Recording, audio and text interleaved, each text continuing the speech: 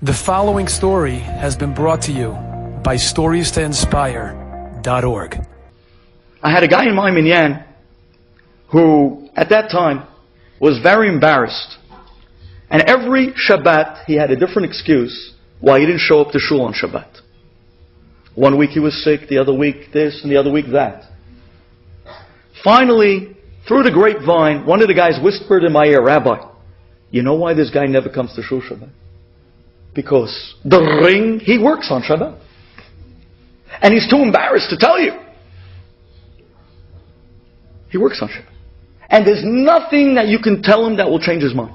And he starts listing me, because the guy comes from a religious home. He starts listing me a list of rabbis. This rabbi and that rabbi and this rabbi. They all spoke to him. And he doesn't want to hear from nothing. And he's working on Shabbat every single week. I said, "Really? Where does he work?" He works not too far away from here, the Fulton Mall. He has a store there. And he works on Shabbat.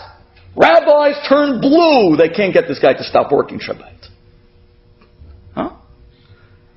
I remember that Sunday, I came to the guy and I said, "Hey, you know what? I'm looking for a habruta. I always wanted to learn a little Chumash and Rashi. You want to learn with me?" He says, "Rabbi, I'd love to learn with you." So we started learning together. That Sunday we learned. And in those days I used to come to Brooklyn at night to give classes. So then we learned again on Tuesday night and Thursday night. And I said to him, "So, we're going to learn Shabbat." And he says, "Well, Rabbi, I think I have a Shabbat this Shabbat." I said, "Okay, so I'll come over to your house after the Shabbat." "Well, the truth is, my mother's really not feeling well, and it would be too much for her if people come over." I said, "Okay, so I'll meet you here in the shul." "Well, the truth is, it might rain Shabbat. I don't like to walk out in the rain." I said, "Listen, I'm going to meet you this Shabbat, and we are going to learn. You got it?" He says, "Okay, no problem." That was it. Friday night comes, I walk into shul, Mafi. Bahanar enenu. He's not there. Shabbat morning, I walk into shul, no show. Doesn't come. Shabbat afternoon, I'm looking around, nothing. I went down the block to a very close friend of mine, one of the guys in Minyan. I knocked on the door and I said, "Hey, do you know where his store is on Fulton Street?" He says, "Yeah, but Rabbi, it's an hour and 30-minute walk, at least." I said, "Are you ready for an hour and 30-minute walk?" And he looked at me like I was crazy. I said, "No, we have a seder. We're learning the Shabbat."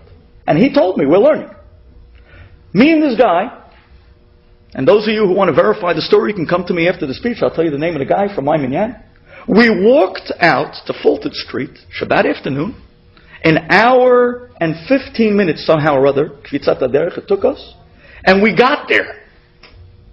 And we got there, I believe it was 3 o'clock in the afternoon or so, and he showed me the store, and I walked into the store, and I stood online with the customers, and I waited my turn. And he took care of one customer, and then the next customer, and the next customer. And I'm coming closer, and then he looks up, and he sees me. And I am telling you, the poor guy is as if he saw a ghost. He almost fainted right there in the store on the floor. He says to me, I mean, that was the biggest shoo I've ever gotten in my life. Shoo!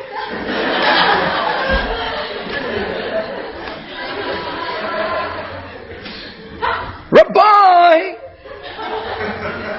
What are you doing here?" I said, "What do you mean?" "We made up. We have a seder. I came to learn." He said, "You came here to Fulton Street to learn?" I said, "Yeah." He said, "Oh, okay."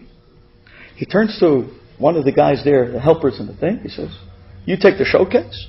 We went to the back of the store. We sat down. We had no svarim. So I had to tell him over a piece from the parasha, the piece that we were up to, and we learned for 45 minutes. After we were finished, I picked up myself from the back of the store, and I walked down. And I remember it was 5 minutes to 4, and I figured it was a long day. I still had time to get back in time for Mincha Sudat Shlishit.